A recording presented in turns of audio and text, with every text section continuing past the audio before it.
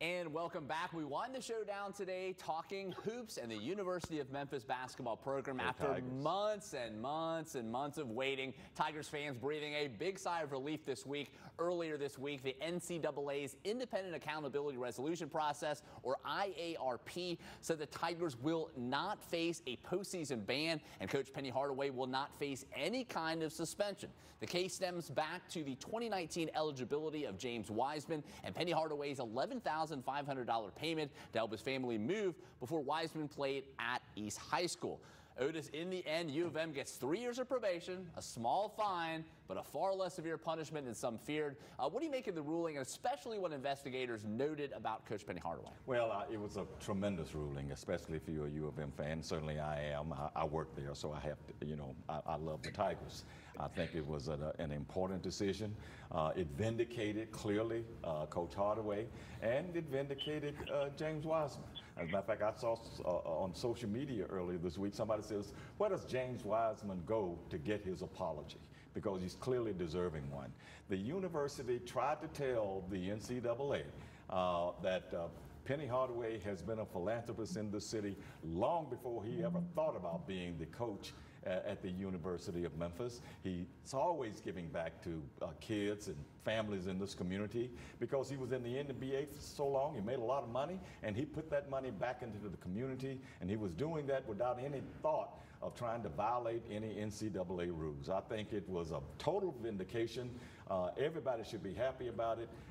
Penny Hardaway should have his chest out, but I still say James Wiseman needs an apology from somebody.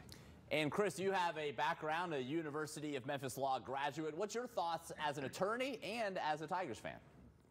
I mean, this investigation was a total sham. I don't understand why Memphis keeps getting picked on while blue chip programs that have continued violations get a free pass. That is an emotional reaction, but I'm so happy with the result. I just am astonished it even got to that point, penalizing Coach Hardaway for blessing and helping an impoverished family. You know, what it did to that team, what it did to this young man, his life.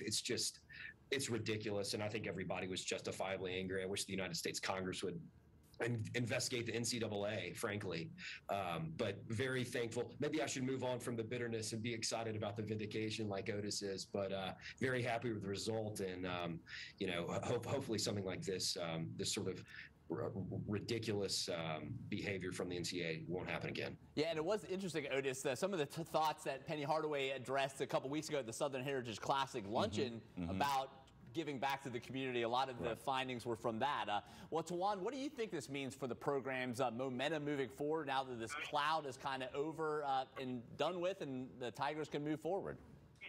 Well, I'm not going to give NCAA any room to wipe the sweat off their brows. I think it was disgraceful what they did. And in an era when they're supposed to be monitoring this sport, they ought to also recognize the children from the communities from which they come and how coaches have to support and encourage children. And he did that long before he became even famous as a coach. He was doing that as a player for the NFL.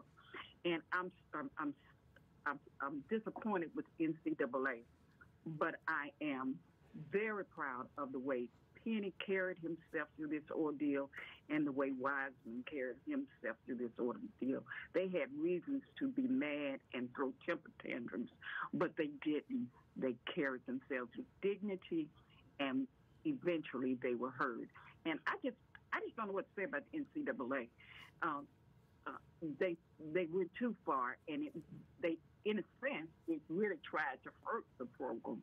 But I think they will rise above it. And notice, I'm not old enough to remember the Derrick Rose situation in 2008, the banners, the wins vacated. I mean, what's your reaction to kind of what Chris alluded to? That always feels like Memphis gets picked on. The fact that this time they weren't severely punished. What was your reaction to the ruling? No question about that, Brad. And with all due respect to your alma mater, North Carolina, they got slapped on the wrist for something a whole lot worse than this. Now, all of these blue chip programs, to Chris's point, they are treated lightly because their coaches coaches seemingly have more clout than Penny Hardaway, and I just think that he was picked on here, and he carried himself really gentlemanly throughout this ordeal. I tell you, the one who raised the most sand about this is the former president, David Rudd. He was really upset about this, and really went after the NCAA in a lot of respects. He was much more angry about it than Penny Hardaway. But we are vindicated. We are moving on. I agree with Tawan. I'm not giving the NCAA any pass at all. But brighter days are ahead. And Chris, we have less than 2 minutes. Just what do you hope this means for the program? This is kind of behind them. The school stood behind Coach Hardaway. This is over recruiting. What do you think this just means for the city and for the program moving forward with Coach Hardaway at the helm? Yeah, I'm by no means an expert, but I think better days are on the horizon. I thought there was a successful season last year. Hopefully the cloud over recruiting has now been lifted, and I think they're going to perform really well. It's just a shame that everyone had to go through this. I mean, it could have destroyed entire lives, entire basketball careers. And so glad it's over with. And Tawan, we have about a minute left. I know Memphis people, we kind of know the city of Memphis very close, but what do you think the nation kind of took away from what Coach Hardaway means to the city of Memphis? What do you think this kind of showed in Coach Hardaway's, what he means to the city? I think it's a reflection of, I'm going to take this from the Grizzlies, our grit and grind, and we love our very own. And people who love this city and devote themselves to making it better, we stand behind them.